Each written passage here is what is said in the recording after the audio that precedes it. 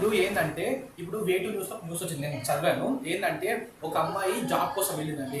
అంత అంటే జాబ్ అంటే పాస్ అయింది, అంత అయింది. ఇప్పుడు ఇప్పుడు ఏమైందంటే ఆమె ముఖం బాగాలేదని జాబ్ నుంచి రిజెక్ట్ చేసారు.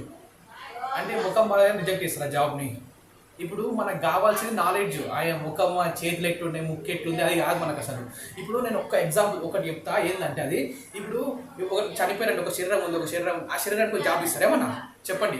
ఇప్పుడు ఆత్మ పోయింది, బయటికి పోయింది, శరీరం ఒకటి ఉంది, అక్కడ చనిపోయిన శరీరం ఉంది, దానికైతే జాబ్ ఇయ్యరు కదా. అంటే ఇప్పుడు మనకి బాడీ అక్కర్లేదు కదా, బాడీ గీడి అంత అక్కర్లేదు. బాడీ ఉన్న వాళ్ళకి నాలెడ్జ్ అంటే నేను ఏం చెప్తున్నానంటే బాడీ అవసరం లేదు. ఇప్పుడు ఒక జాబ్లో అంటే నాలెడ్జ్ ఉంటే వాళ్ళు బాడీతో నేను సంబంధం. అసలు నీ శరీరం బాగుందని అంటే నీకు ఏమైనా చేతులు ఆన్సర్ చెప్తుందా, లేకపోతే ముక్కు ఆన్సర్ చెప్తుందా, నీ నోరు నీ మైండ్లో ఉంటే ఆ నాలెడ్జ్ మనకు ముఖ్యం.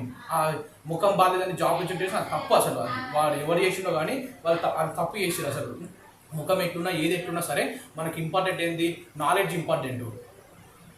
అందుకని ఈ తప్పు చేయొద్దు ఎవరు ఏది అసలు. అంటే మనకు ఎవరు అంటే ఇంటర్వ్యూ అయితే ఆమె ఎంతో చదువుకొని ఎంతో కష్టపడి ఎంతో అని ఆ ఇంటర్వ్యూకి వచ్చింది. ఆమె చదివింది మొత్తం ఆమె ముఖం బాగాలేకుంటే ఆమె ఏం చేస్తుంది, ఆమె ముఖం బాగా అట్లా అసలు తప్పు. అసలు వాడు అసలు జాబ్ చేస్తుంటాడు, అసలు వాడు కరెక్ట్ లేదు. ఫస్ట్ అసలు ఒక యువతిని ఏం చేసి అంటే జాబ్ వస్తే ఇట్లా రిజెక్ట్ చేస్తాడా అంటే ఆయన చదివింది మొత్తం చదివింది మొత్తం వేస్ట్ అంటే కదా. అంటే మనకు కావాల్సింది ఏంటంటే నాలెడ్జ్. ఆమె కరెక్ట్ చెప్తుందా, కరెక్ట్ ఆన్సర్ ఇస్తుంది. ఒక క్వశ్చన్ ఇస్తే ఆమె ఆ జాబ్కి పర్ఫెక్ట్ అలాగే చూడాలి, అది చూడాలి. ముఖంకి అన్ని చూస్తే అది వేస్ట్, వాడు వేస్ట్ కాదు చేసినవాడు. అందుకంటే అట్లాంటి తప్పులు ఎవరు చేయొద్దు. నాలెడ్జ్ చూసి మనం జాబ్ చేయాలి, మంచి ఆమెకు అర్హత ఉంటే జాబ్ చేయాలి. ధన్యవాదాలు.